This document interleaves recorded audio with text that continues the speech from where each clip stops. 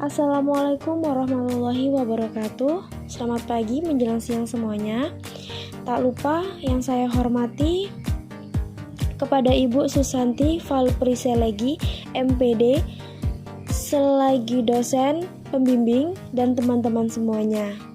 Baiklah, di sini saya sebagai moderator dari kelompok 3 dengan anggota 1 Adila, 2 Sabika, 3 Fetri Destiana, 4 Siti Zulaiha, 5 Nabila Sepliana, 6 Desnita Argareta Cesariana, 7 Rika Amalia Putri.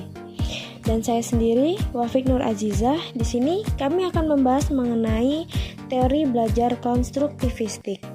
Nah, dalam teori ini kami menjelaskan 2 materi, yaitu 1. Hakikat teori belajar konstruktivistik, dan 2. Implementasi teori belajar. Dalam materi itu akan dijelaskan oleh teman-teman saya. Baiklah, di sini saya akan menjelaskan tentang pengertian hakikat pembelajaran konstruktivistik. Menurut Brooks dan Brooks 1993, hakikat pembelajaran konstruktivistik adalah pengetahuan bersifat non-objektif, bersifat temporer, selalu berubah dan tidak menentu. Belajar dilihat sebagai penyusunan pengetahuan dari pengalaman konkret, aktivitas kolaboratif, dan refleksi serta interpretasi. Konsep dasar teori konstruktivistik. Konstruktivisme merupakan landasan berpikir atau filosofi pembelajaran konseptual, yaitu bahwa pengetahuan dibangun oleh manusia sedikit demi sedikit, yang hasilnya diperluas melalui konteks yang terbatas dan tidak secara tiba-tiba. Pengetahuan bukanlah seperangkat fakta-fakta, konsep, atau kaidah yang siap untuk diambil dan diingat. Manusia harus mengonstruksi pengetahuan itu dan memberi makna melalui pengalaman nyata. Menurut Slavin 2006, teori konstruktivistik adalah teori yang menyatakan bahwa peserta didik secara individual harus menemukan dan mentransformasi informasi kompleks, mengecek informasi yang baru terhadap aturan-aturan informasi yang lama, dan merevisi aturan-aturan yang lama bila sudah tidak sesuai lagi. Menurut Santrok 2008, konstruktivisme adalah pendekatan untuk pembelajaran yang menekankan bahwa individu akan belajar dengan baik apabila mereka secara aktif mengkonstruksi pengetahuan dan pemahaman. Mengajar berarti menata lingkungan agar siswa termotivasi dalam menggali makna. Atas dasar ini, maka siswa akan memiliki pemahaman yang berbeda terhadap pengetahuan tergantung pada pengalaman dan perspektif yang digunakan untuk menginterpretasikannya. Prinsip-prinsip utama konstruktivistik dalam pembelajaran. Menurut Hidebio, tahun 2009, prinsip-prinsip utama konstruktivistik dalam pembelajaran di kelas adalah: The best learning is situated learning. Pembelajaran memecahkan masalah, menjelaskan tugas, belajar materi baru dalam suatu konteks yang bermanfaat bagi pembelajar dan berkaitan dengan dunia nyata. Pembelajar dalam proses belajarnya mendapatkan scaffolding yang bisa datang dari guru atau teman dalam mengembangkan pemahaman atau keterampilan barunya. Di sini, konstruktivistik mendorong apprenticeship approach, menunjukkan pada proses di mana seorang pembelajar memperoleh keahlian secara perlahan-lahan melalui interaksi dengan seorang ahli, apakah seorang dewasa atau 2 orang yang lebih maju darinya. Semua kegiatan belajar ke dalam tugas atau problema yang lebih besar.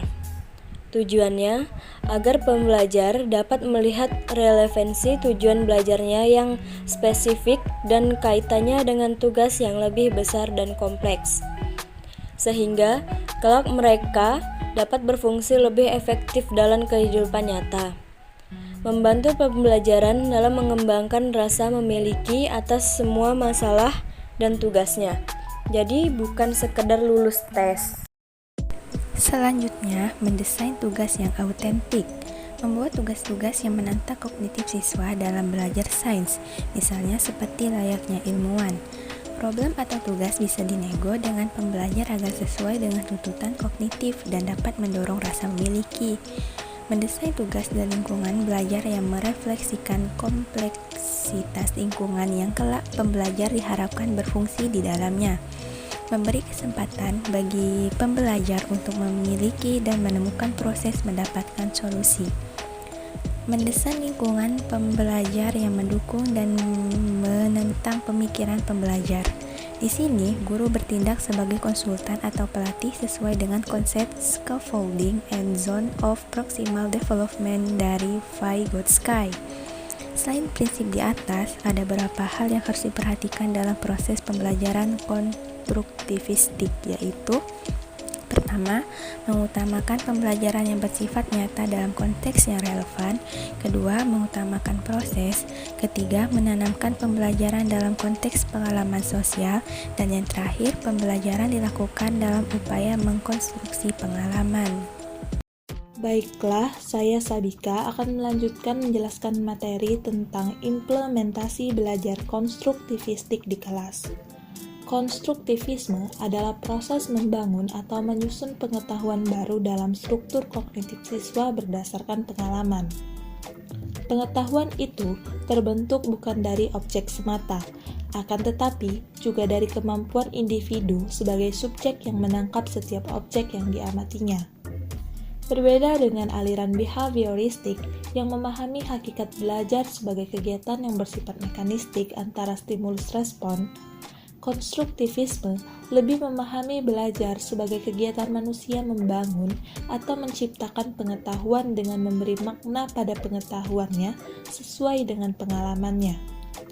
Model pembelajaran ini dikembangkan dari teori belajar konstruktivisme yang lahir dari gagasan Piaget dan Vygotsky. Ciri-ciri pembelajaran konstruktivisme. Ada sejumlah ciri-ciri proses pembelajaran yang sangat ditekankan oleh teori konstruktivisme, yaitu 1. Menekankan pada proses belajar, bukan proses mengajar. 2. Mendorong terjadinya kemandirian dan inisiatif belajar pada siswa. 3. Memandang siswa sebagai pencipta kemauan dan tujuan yang ingin dicapai. 4. Berpandangan bahwa belajar merupakan suatu proses, bukan menekankan pada hasil. 5. Mendorong siswa untuk melakukan penyelidikan. 6. Menghargai peranan pengalaman kritis dalam belajar. 7. Mendorong berkembangnya rasa ingin tahu secara alami pada siswa. 8. Berdasarkan proses belajarnya pada prinsip-prinsip teori kognitif. 9. Banyak menggunakan teknologi kognitif untuk menjelaskan proses pembelajaran seperti prediksi, inferensi, kreasi, dan analisis. 10. Menekankan bagaimana siswa belajar. Konsep dasar konstruktivistik. 1. Siswa sebagai individu yang unik. Dalam teori ini memperkenalkan keunikan dan kompleksitas pembelajaran yang secara nyata mendorong, memotivasi, dan memberi penghargaan kepada siswa integral dari proses pembelajaran. 2. Self-regulated learner atau pembelajaran yang dapat mengelola diri sendiri. Self-regulated learner termotivasi untuk belajar oleh diri sendiri, bukan dari nilai yang diperolehnya sebagai hasil belajar atau karena motivasi eksternal yang lain. 3. Tanggung jawab pembelajaran. Teori ini menekankan bahwa siswa harus aktif dalam proses pembelajaran dan berbeda pendapat dengan pandangan pendidik sebelumnya yang menyatakan tanggung jawab pembelajaran lebih kepada guru, sedangkan siswa berperan secara pasif dan reseptif. 4. Motivasi belajar. Motivasi belajar secara kuat bergantung kepada kepercayaan siswa terhadap potensi belajarnya sendiri. 5. Peran guru sebagai fasilitator. Jika seorang guru menyampaikan kuliah atau ceramah yang mencakup pokok bahasan, maka fasilitator membantu siswa untuk memperoleh pemahamannya sendiri terhadap pokok bahasan atau konten kurikulum. Kolaborasi antar pelajar.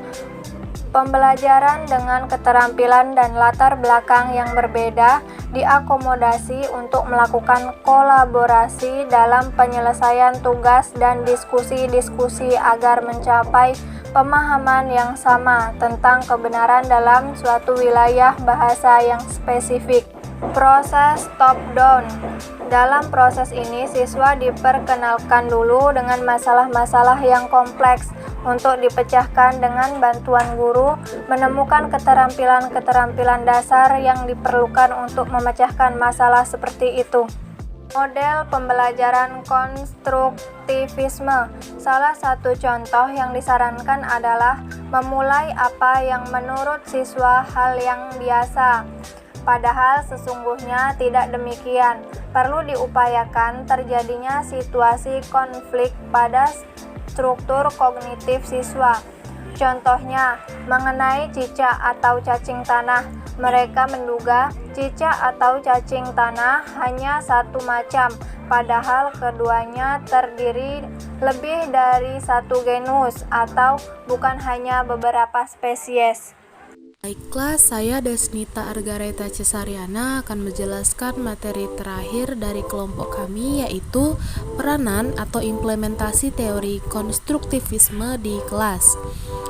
Yang pertama ialah mendorong kemandirian dan inisiatif siswa dalam belajar. Yang kedua, guru mengajukan pertanyaan terbuka dan memberikan kesempatan beberapa waktu kepada siswa untuk merespon. Yang ketiga, mendorong siswa untuk berpikir tingkat tinggi. Yang keempat, siswa terlibat secara aktif dalam dialog atau diskusi dengan guru dan siswa lainnya. Yang kelima, siswa terlibat dalam pengalaman yang menantang dan mendorong terjadinya diskusi. Yang terakhir ialah guru memberikan data mentah, sumber-sumber utama, dan materi-materi interaktif. Dari uraian tersebut, dapat dikatakan bahwa makna belajar menurut konstruktivisme adalah aktivitas yang aktif, di mana peserta didik membina sendiri pengetahuannya, mencari arti dari apa yang mereka pelajari, dan merupakan proses menyelesaikan konsep dan ide-ide baru dengan kerangka berpikir yang telah ada dan dimilikinya. Szymanski 1992. Dalam mengkonstruksi pengetahuan tersebut, peserta didik diharuskan mempunyai dasar bagaimana membuat hipotesis dan mempunyai kemampuan untuk mengujinya, menyelesaikan persoalan, mencari jawaban dari persoalan yang ditemuinya, mengadakan renungan, mengekspresikan ide dan gagasan, sehingga diperoleh konstruksi yang baru.